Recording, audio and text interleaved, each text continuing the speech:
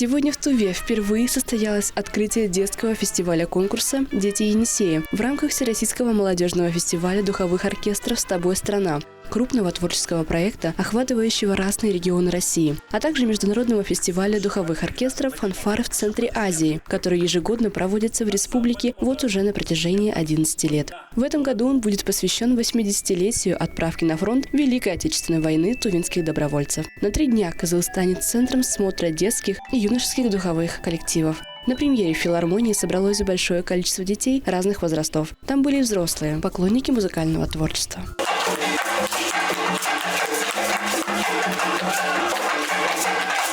По традиции во всех концертах фестиваля «Фанфары в центре Азии» принимают участие детские духовые оркестры. Юные музыканты будут задействованы не только в конкурсных программах, но и в значимых мероприятиях фестиваля. Здесь мы будем представлять 2 наших коллектива, даже 3.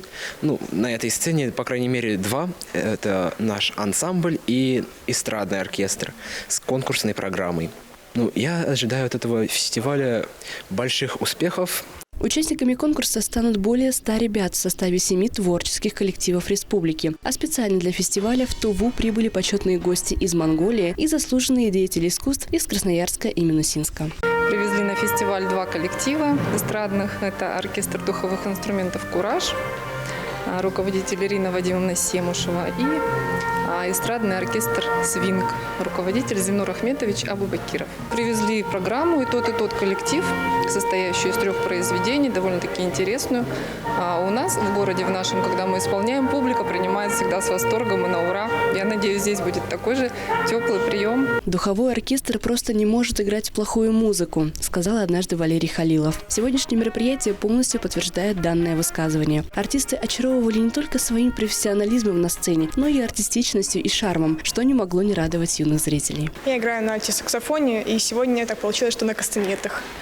Собрались очень интересные коллективы. Мне, конечно, ожидания высокие.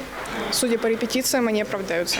«Фанфары в центре Азии» 2023 проводятся по инициативе Духового оркестра правительства Республики Тыва при поддержке Министерства культуры Российской Федерации. А организатором фестиваля «С тобой, страна» является Российское духовое общество.